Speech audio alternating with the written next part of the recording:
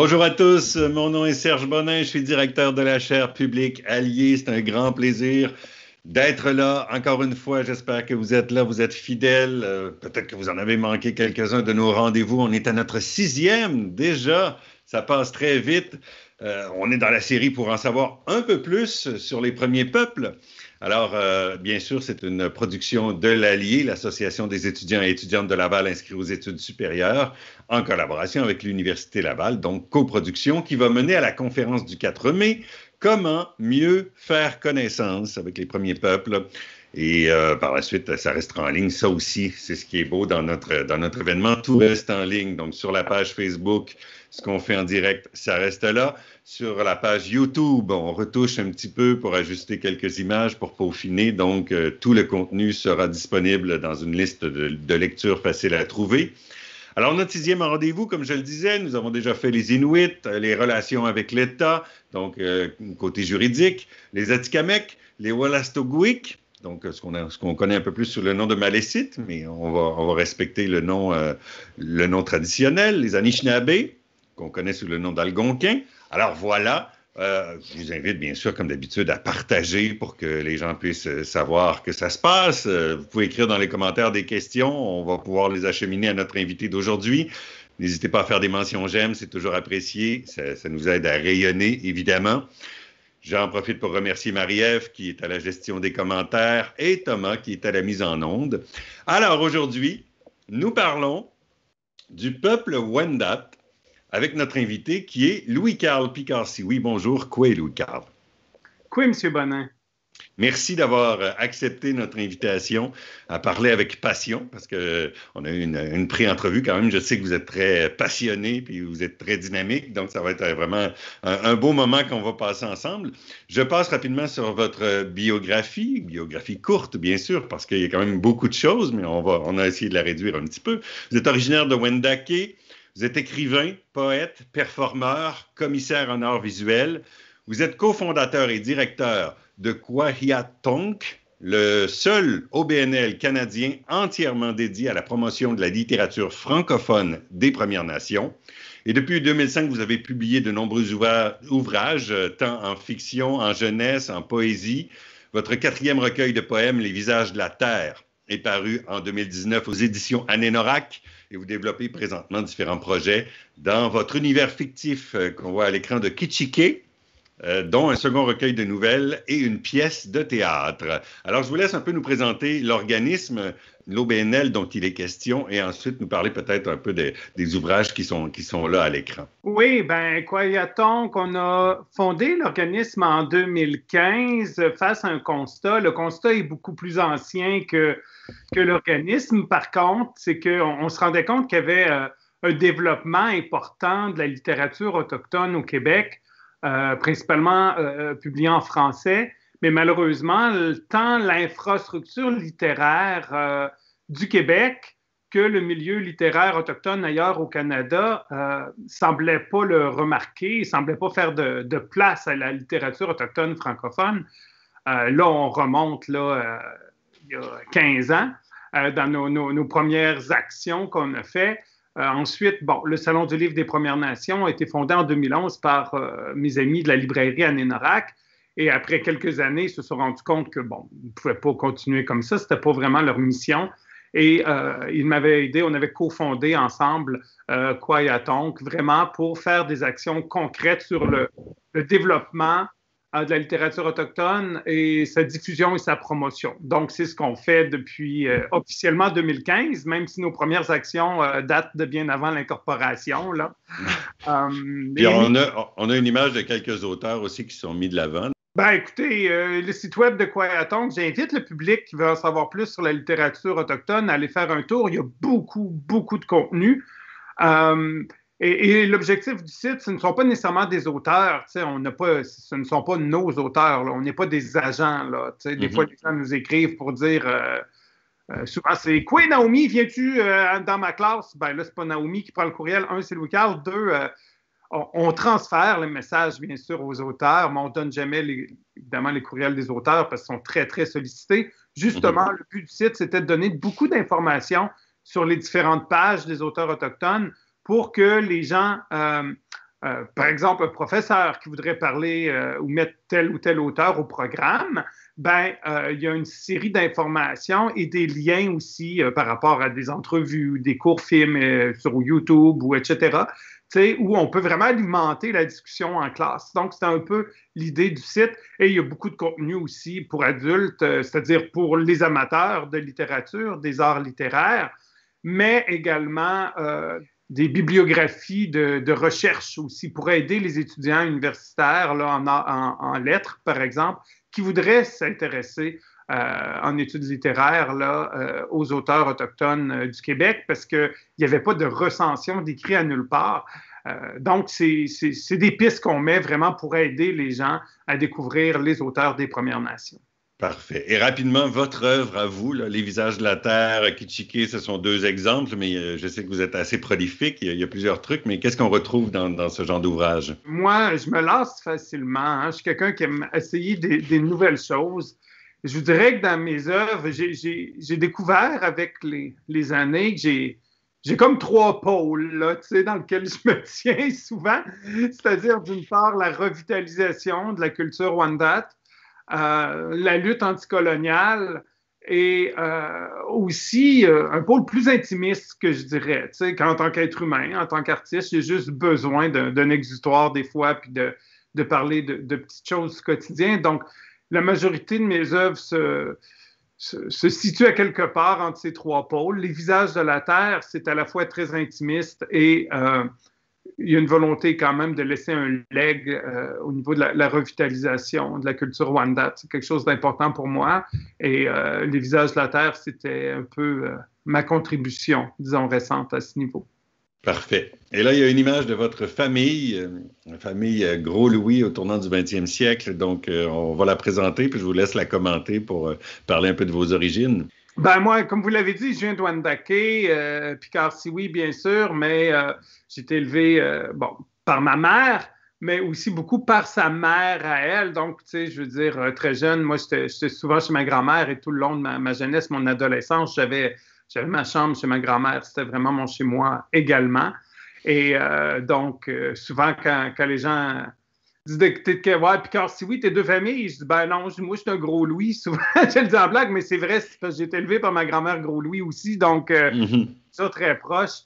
Et cette photo-là, je l'aime beaucoup. C'est pour ça que je vous l'avais partagée, parce qu'on a la chance quand même, les Wendat, d'avoir beaucoup de vieilles photos, du 19e, à la fin du 19e siècle, début du 20e, à l'époque où c'était assez rare d'avoir des photos de famille de cette époque-là chez les Premières Nations. Donc, moi, j'aime beaucoup, beaucoup cette photo-là parce que on peut y apercevoir trois générations de la famille Gros-Louis. Donc, celui à droite, là, étant Francis Gros-Louis. Ça, c'est le frère de mon arrière-arrière-grand-père Félix. Et ensuite, à gauche, son père, François, et le vieux monsieur que vous voyez, c'est François Senior. Donc, c'est ça. C'est le souvenir, la généalogie, le contact avec le passé au quotidien, c'est quand même une valeur importante chez moi. Là, on dit Wendat, mais souvent on entend Huron-Wendat, et le terme Huron n'est pas nécessairement, n'est pas souhaitable, si on veut. Donc, je voudrais qu'on clarifie un peu tout ça. Oui, ça ne fait pas l'unanimité. Hein? Il faut dire qu'il y a aussi une question de génération là-dedans. C'est-à-dire que le mot Huron, évidemment, c'est péjoratif. Moi, souvent, je fais une blague, je l'appelle le méchant mot en H, comme on va dire le méchant mot en N, les afrodescendants. Alors, pour moi, le mot, c'est le méchant mot en H, c'est un mot péjoratif, évidemment, qui référait au cochon, c'est-à-dire au sanglier. Hein? Les Français trouvaient que la coupe de cheveux de mes ancêtres ressemblait à celle du sanglier, et le sanglier a une hure. Mais c'est rapidement devenu, en France, en français, un mot péjoratif, qui voulait dire un snapant, un malotru, quelqu'un de malpropre. Alors, écoutez, deux choses l'une. Un, c'est un mot péjoratif, alors il faudrait éviter. Deux, il y a quelque chose d'un peu aberrant de s'auto-définir le nom de ton peuple avec un mot dans une langue étrangère, d'autant plus quand c'est péjoratif.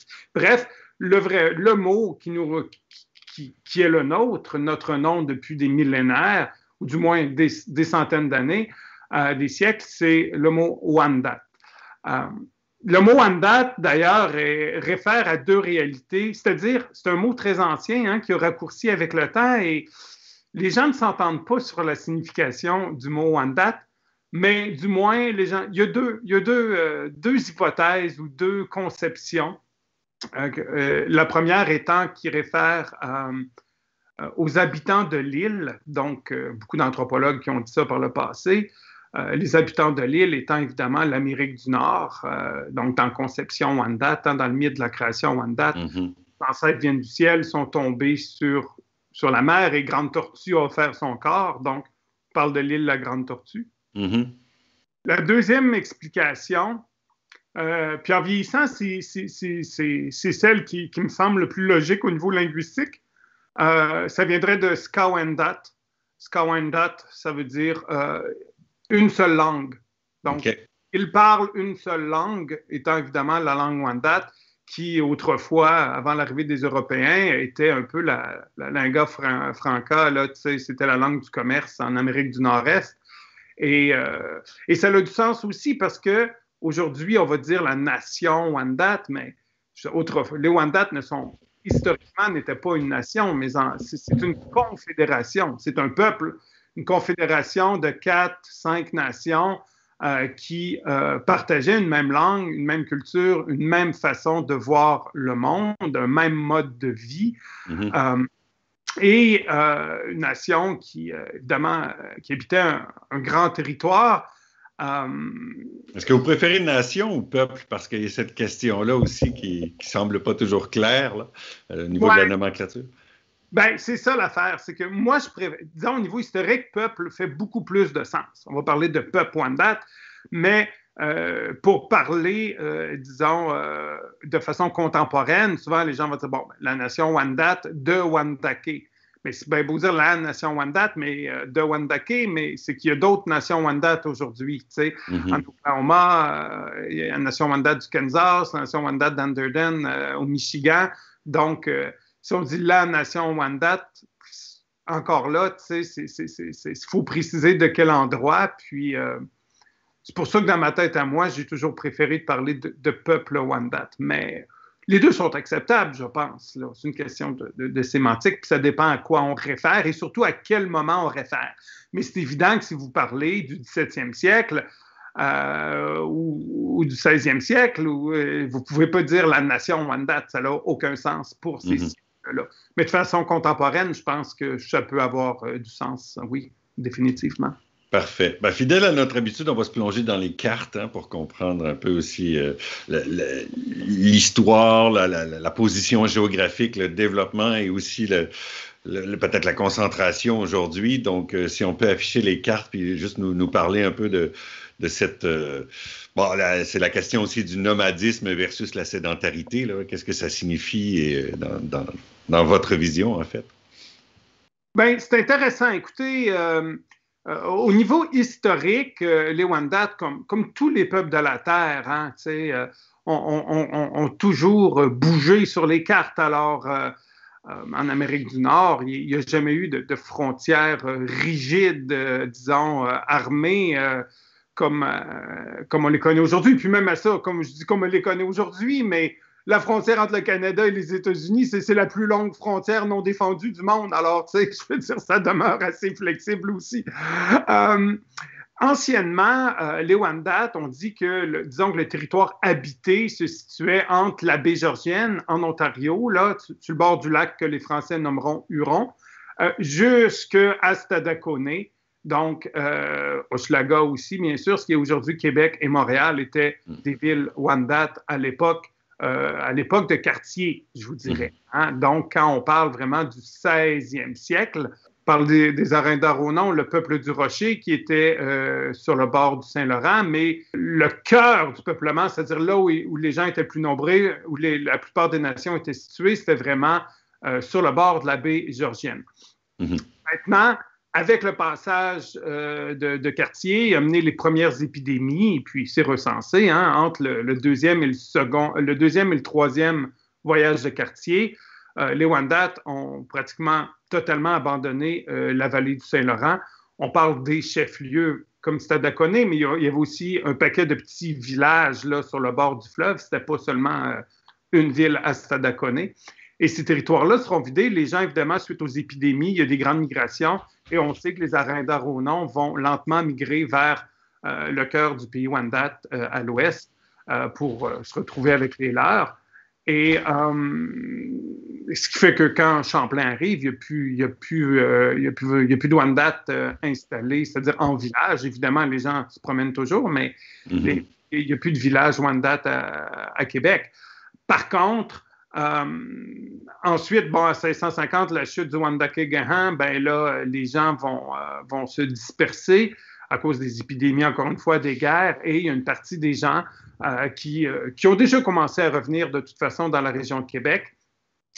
Et on en parlera tout à l'heure. Bon, il y a de nouvelles alliances aussi. Il y a toujours une reconfiguration des alliances. C'est un terme, une clé importante pour la compréhension du peuple Wendat. On y reviendra, mais aujourd'hui, quand on parle, disons, de territoire coutumier, Wendat du moins, on parle d'Oyon-Tio, donc l'autre carte qu'on avait vue, et grosso modo, on parle au nord du moins du territoire situé entre le Saint-Maurice et le Saguenay, donc qui est notre territoire coutumier de chasse, de pêche, qui va être occupé de façon continuelle avant l'arrivée des Européens et qui va continuer à l'être jusqu'à aujourd'hui, avec des épisodes un peu moins heureux au début du 20e siècle, quand le gouvernement du Québec chasse nos ancêtres du territoire. Là. Et dans la toponymie aussi, on a beaucoup de mots Wendat. Bon, déjà, Canada, ça vient de Canada, grand village, mais il y a beaucoup... Ontario aussi. Ontario, oui, Ontario, bien sûr. Ontario, Ontara, c'est un lac en Wendat. Et le suffixe ou le verbe, en fait, le io, ça veut dire quelque chose de beau, de magnifique, en fait, je dirais, là, le mot. Et donc, Ontario, c'est le lac magnifique. Même chose Ohio. Oui, exactement, du ouais, côté américain. Donc, exactement la même chose. Quand on retourne, en fait, c'est ah, ça veut dire un chemin, une trail, tu sais. Donc, c'est Ohio. Ça signifie la belle trail, en fait, le beau chemin. OK, parfait. Malheureusement, au Québec, il n'y a plus beaucoup de toponymes qui demeurent pour des raisons historiques, là, avec la commission de toponymie au début du 20e siècle. Là. Le gouvernement provincial, à l'époque, s'était mis dans la tête d'effacer les toponymes du Québec pour les remplacer par des saints et des noms français. Donc, on a beaucoup souffert de ça, pas juste les Wendat, l'ensemble des peuples autochtones du Québec. Là. Les spécialistes disent que 80% des toponymes autochtones qui ont été sciemment effacés par le gouvernement du Québec au début du 20e siècle. Donc, ça, c'est ce qu'on parle de vider l'histoire. De vider le territoire de son histoire, là, c'est ça. C'est énorme, 80%. Ouais. On va entrer dans les clés pour comprendre la nation Wendat, pour essayer de la distinguer des autres premiers peuples. Hein, c'est un peu l'idée. Donc, la première clé que vous me nommiez, c'est le matricentrisme. Donc, je voudrais qu'on parle un peu du rôle des hommes, des femmes, et en quoi le peuple Wendat est centré sur le rôle de la femme. Oui, bien écoutez, ce qui est intéressant, je pense, puis une des notions de base qui va avec la notion de matricentrisme, c'est qu'il n'y a pas un monde Wendat. Hein, puis ça, tu sais, les gens vont parler souvent, puis à la petite école, hein, le ministère de l'Éducation, qu'est-ce qu'ils met au programme? Ben, ils classent les Premières Nations, hein, Algonquiens, Iroquoiens, sédentaires, nomades. Alors, c'est des simplifications absurdes parce qu'au bout du compte, ça passe pas le test de la réalité, tu sais. Je me plais à dire nomade, sédentaire, c'est des pôles, c'est pas un ou l'autre, c'est un spectre entre les deux. Et chez les Wendat, moi, je me plais beaucoup à dire que les Wendat sont un peuple d'horticultrices et de chasseurs. Parce que deux mondes, le monde des femmes, le monde des hommes. Il faut comprendre qu'anciennement, les hommes et les femmes ne demeuraient que quelques mois par année ensemble. Entre autres, janvier, février, les moments, le cœur de l'hiver où il faisait le plus froid, les gens restaient au village. Mais sinon, les hommes étaient sur le territoire à chasser, à commercer, à la guerre, alors que les femmes, eux, demeuraient au village. s'occupait du village, s'occupait de l'horticulture et produisait évidemment le maïs, les courges, les haricots et d'autres produits aussi, et qui servaient de monnaie d'échange aux hommes quand ils allaient au commerce. Donc, le matricentrisme, en fait, c'est que l'univers Wendat prend la femme est la norme. La femme est le centre. Et évidemment au niveau des enfants, mais au niveau de la focalité, c'est-à-dire quand tu te mariais, tu vas rester avec le clan de ta femme, avec ta belle-mère, tes belles-sœurs et leurs conjoints. Les enfants appartiennent à la mère, sont de la famille de la mère. D'ailleurs, le père n'a aucune autorité sur les enfants Wendat au niveau traditionnel parce que ils ne sont pas du même clan. Tu ne peux pas avoir quelqu'un d'un autre clan qui a de l'autorité sur toi. C'est l'oncle maternel qui a l'autorité morale. Donc, d'ailleurs, les mots en Wendat, tous les mots de la nature, les noms, les animaux, les plantes, ce sont tous pratiquement des noms féminins. Mm-hmm. Et chacun de ces mondes-là était indépendant, c'est-à-dire pouvait faire les outils nécessaires à leur mode de vie, indépendamment les hommes et des femmes. Mais si on le voit, le matricentrisme, c'est que la femme est au cœur, c'est le village, et les hommes sont un peu l'excroissance. Leur monde, c'est l'extérieur du centre. Et il y a un va-et-vient des hommes alors que les femmes restent au centre.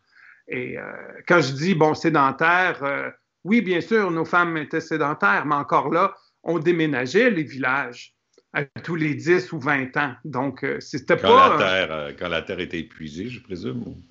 Oui, quand la terre était épuisée, puis évidemment, c'était beaucoup de l'agriculture sur brûlis à l'époque, hein, donc on brûlait la forêt progressivement. Puis à un moment donné, les femmes vivant seules, quand ça prenait 2 jours pour aller chercher du bois de chauffage puis les ramener à la maison, parce que les champs étaient trop étendus, commençait à être temps de changer de place. C'était plus pratique, disons.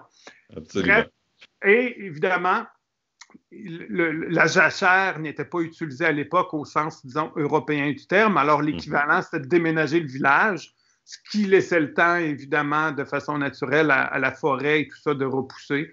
Et on pouvait revenir 200 ans plus tard, qui sait. T'sais. Donc, le fait que les mots soient principalement féminins, est-ce que c'est une caractéristique que la transmission orale, la transmission des savoirs était beaucoup l'apanage des femmes? Au niveau de certains savoirs féminins, oui. Au niveau des jeunes enfants aussi, c'est évident, parce que ce sont elles les jeunes qui ne pouvaient pas aller sur le territoire encore, les jeunes hommes demeuraient avec les femmes, les aînés qui ne pouvaient plus y aller aussi. Les femmes ont, je pense, de toute façon, dans toutes les cultures humaines, un rôle de transmission très, très important. Alors, à ce niveau-là, je ne pense pas que c'est propre au Wendat. Et je dis des cultures humaines, mais on regarderait chez les primates et chez beaucoup d'animaux, on se rendrait compte, je pense, que les femmes ont un grand rôle d'enseignement un peu partout. Hein. Absolument. Deuxième clé, alliance, réciprocité. Là, il y a plusieurs choses à nommer, la Pax Wendat, la chute du Wendake-Kehen. Donc, je vous laisse un peu laisser de feu, peut-être. Alors, je vous laisse toucher à ça pour parler des alliances, l'importance des alliances pour les Wendat. Ouais, une autre clé pour comprendre la civilisation Wendat, c'est la notion d'alliance. La notion d'alliance, comme je vous ai dit, autrefois, c'était une confédération de 5 nations, le peuple Wendat, et les Wendat sont une alliance de clans avant tout. C'est-à-dire que chaque Wendat appartient à un clan matrilinéaire, hein, et que les clans entre eux forment des villages, les villages entre eux forment des nations, les nations entre elles forment la confédération Wendat. Et il y a toujours, dans la façon Wendat, l'alliance, c'est une excroissance un peu des principes de parenté, des liens de parenté qu'il y a déjà à l'intérieur du clan. Quand je vous disais, il y a le petit frère, il y a le père qui demeure dans la même maison, mais qui est d'un autre clan, c'est un pourvoyeur, alors que l'oncle est l'autorité morale, évidemment, la mère qui est un peu l'autorité suprême. Si on veut. Donc, cette notion-là est basée aussi sur le principe de la réciprocité. Donc, alliance, réciprocité, c'est dans la spiritualité Wendat, c'est partout, hein, le fait d'offrir du tabac aux éléments qui te rendent service et tout ça. Donc, le principe du don et du contre-don est partout dans notre conception des choses. Et au niveau politique aussi, quand les Européens sont arrivés, il y avait déjà une grande alliance nord-américaine. Les livres d'histoire nous parlent souvent des Français et de leurs alliés amérindiens. C'est devenu ça, je pense, à cause du poids des Français dans l'Alliance. Mais quand les Français sont arrivés, ils se joignent à l'alliance que les Wendat ont déjà développée avec les Anishinaabe, les Nipissing, l'ensemble des peuples algiques, en fait, faisaient partie du réseau là, au nord de l'Haudenosaunee, si je pourrais dire. Et les Français vont tout simplement, bien sûr, vont rencontrer les Inuits dans la région de Québec et à Tadoussac avant, ils vont faire des alliances, mais bientôt, ils se rendent compte que le cœur de l'alliance, c'est les Wendat, parce qu'évidemment, c'est un peuple. Nos femmes cultivent la terre, ont un produit un peu exclusif dans le nord-est, qui est la farine de maïs. Et avec ce commerce-là, va développer une alliance. Les Français vont embarquer dans l'alliance en 1616, quand il y a une alliance qui va être scellée entre les Arindaronon, plus particulièrement le chef Atironta et Champlain.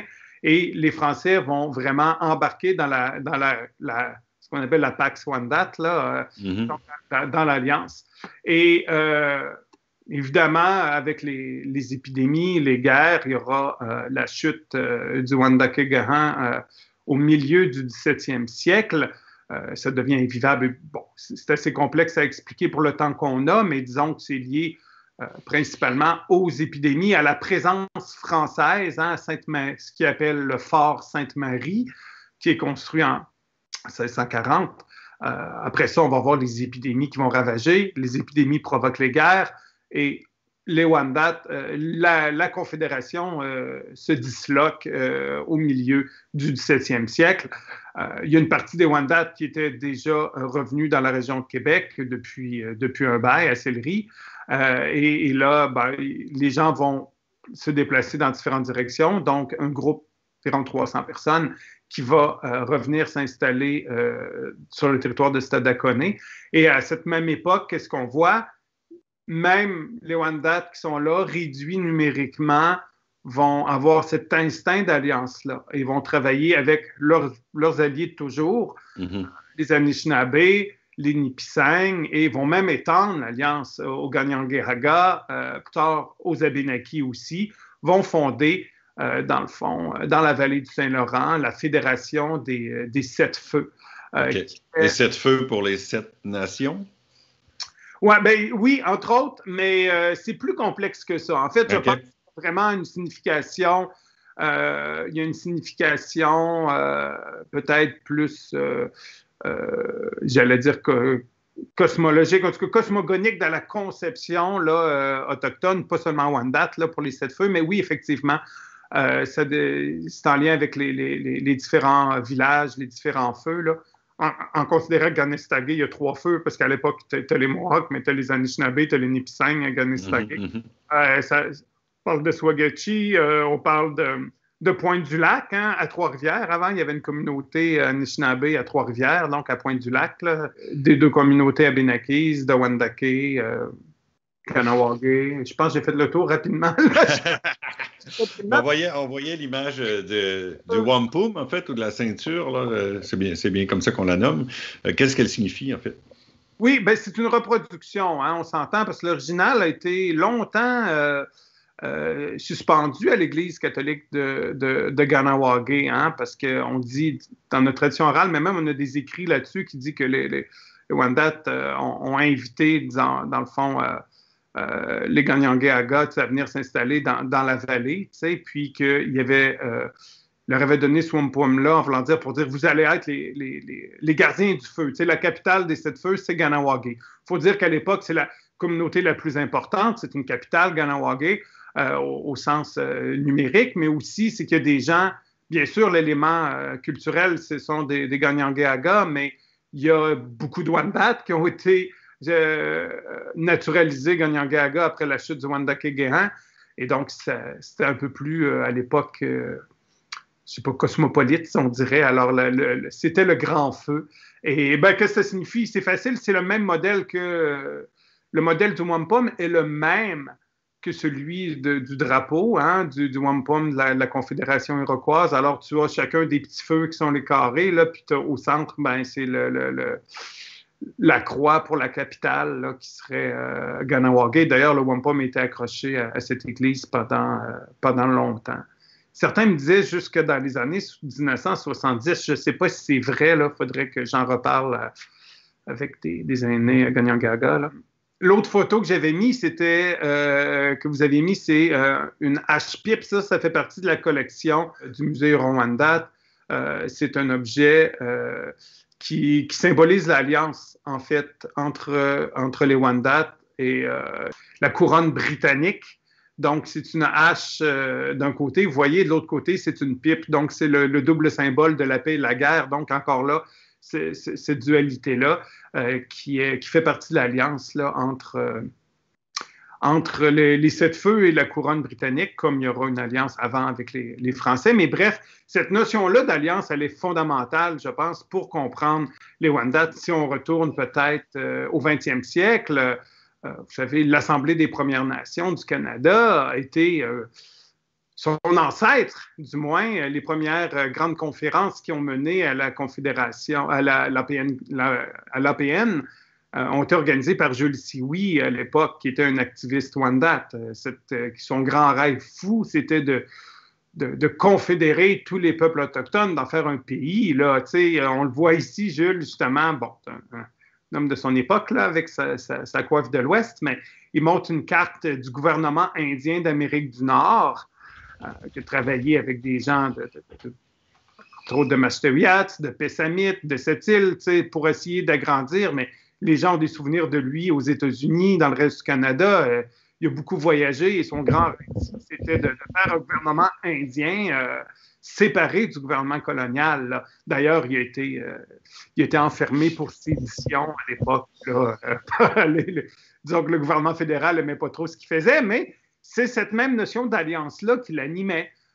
Comme un peu l'APNQL aujourd'hui, ben, on ne peut pas non plus nier le rôle d'un homme comme Max Gros-Louis, par exemple, dans la formation et la vie de l'Association des Indiens du Québec, qui est un ancêtre de l'APNQL, hein, l'ancêtre direct de l'APNQL, l'Assemblée des Premières Nations du Québec et du Labrador, pour ceux qui ne connaîtraient pas nos acronymes. On est rendu au point numéro 5 sur les Indiens du futur, décalage de l'expérience des conséquences coloniales.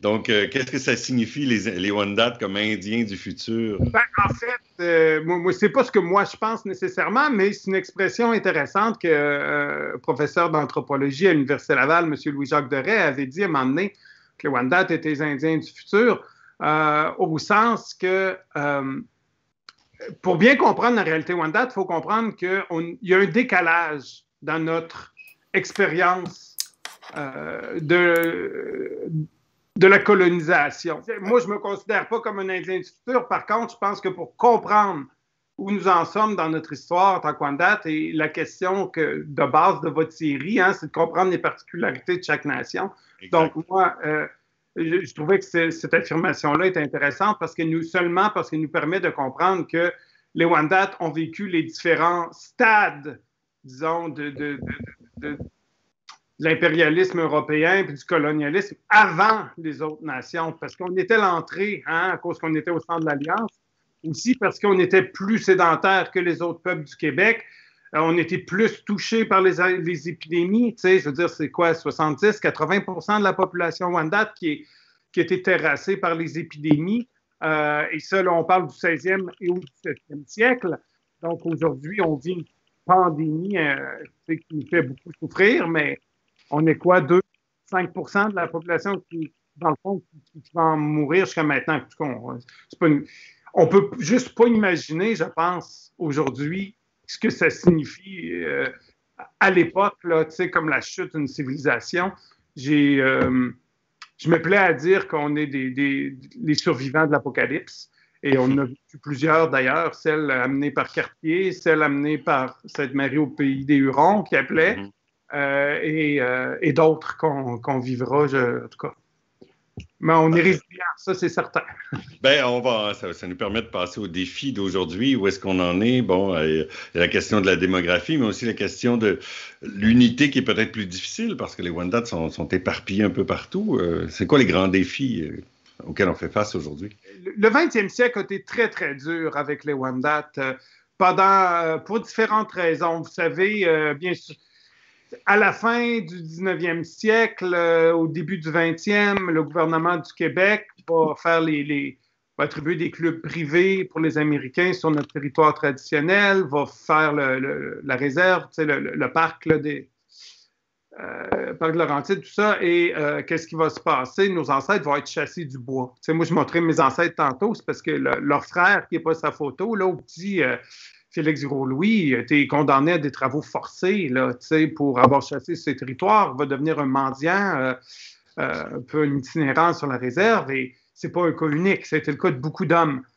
Ce qui va nous couper de la matière première, et aussi d'un mode de vie qui était sain, mais aussi que les gens vivaient bien. Là. Les gens n'étaient pas pauvres au 19e siècle chez nous. Le tourisme est une industrie importante chez nous depuis... en fait, on a inventé le tourisme exotique. Hein?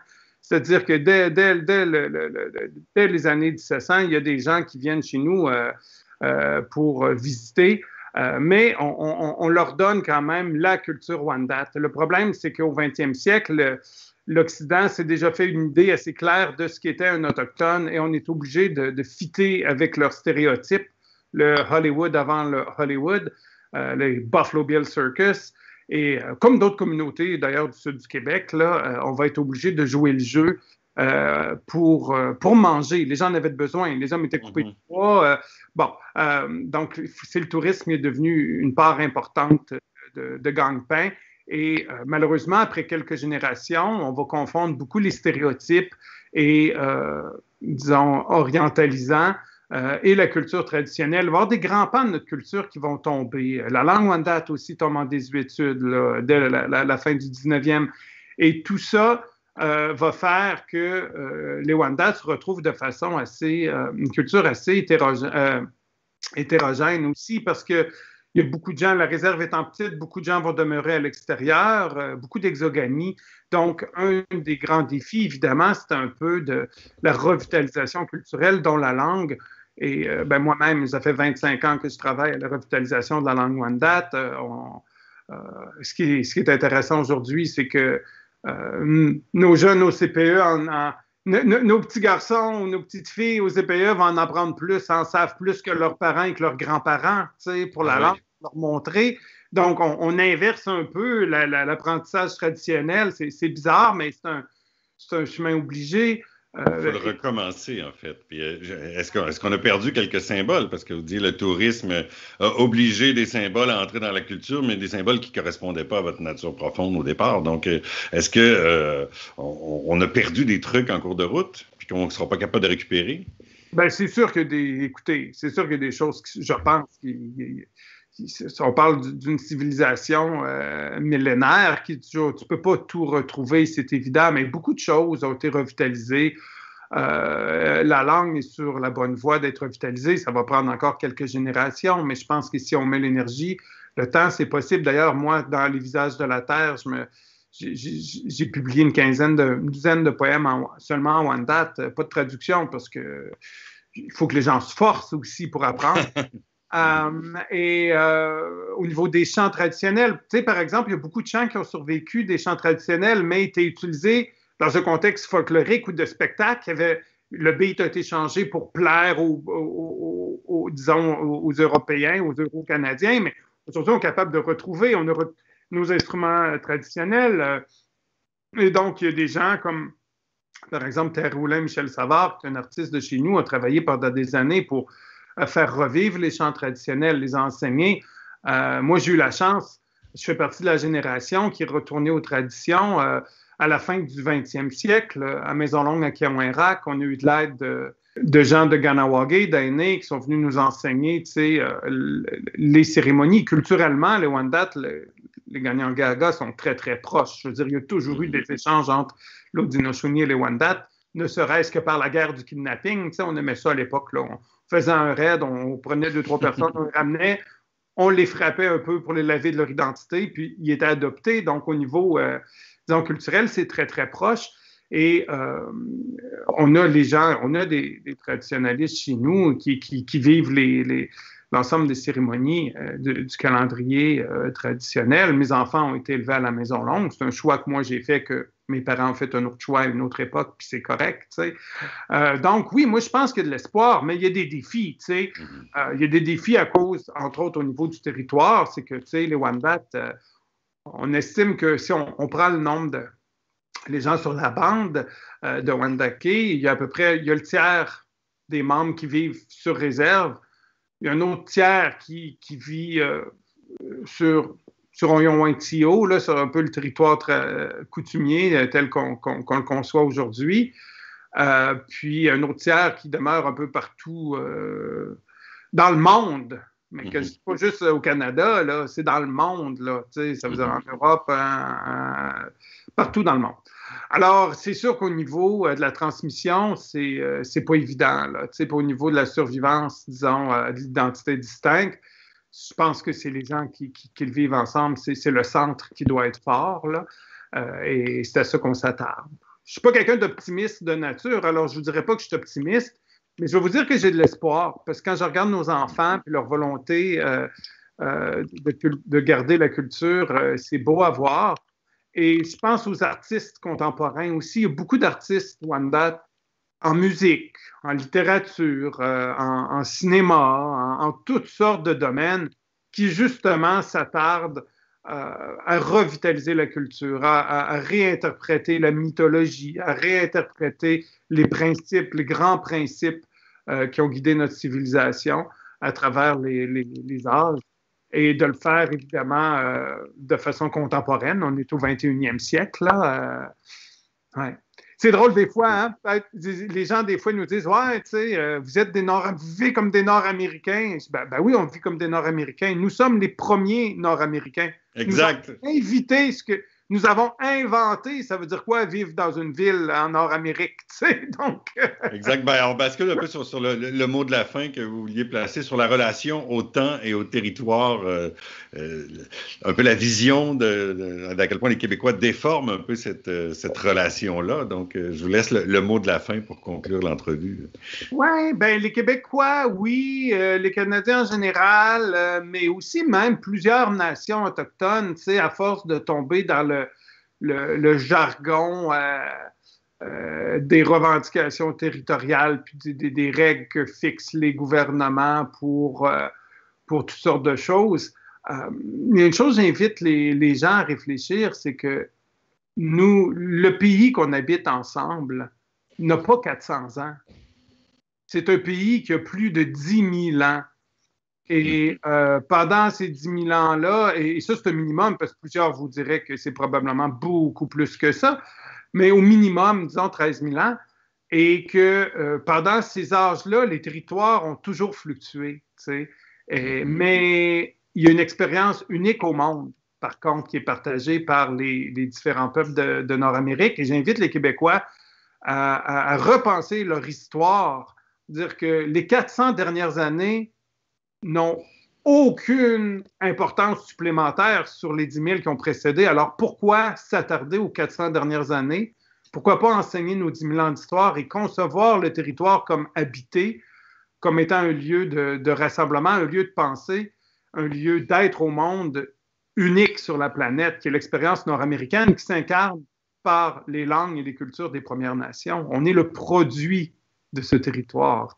On vient d'ici. En fait, la mythologie Wendat dit que nos ancêtres ont été créés par Yuskea dans une caverne au nord de Québec. Tu vois, que c'est là qui aurait soufflé, il aurait fabriqué une figurine en glaise rouge et il aurait insufflé de vie dans une caverne au nord de Québec. Et donc, on était forgés, c'est une façon peut-être métaphorique. Oui, absolument. Vraiment qu'on a été forgés par ce territoire-là, et pas sur 10 ans, pas sur 100 ans, pas sur 400 ans, mais sur des millénaires. Donc, ça porte à réfléchir sur notre île de la Grande Tortue et comment on veut l'habiter ensemble. Voilà. Ben, merci infiniment. Miigwech, est-ce qu'on dit Miigwech aussi en langue Wendat? Non, Non? non, non. Mes amis Atikamekw diraient Miigwech, oui. Non, OK. nous, Tiawank. Tiawank.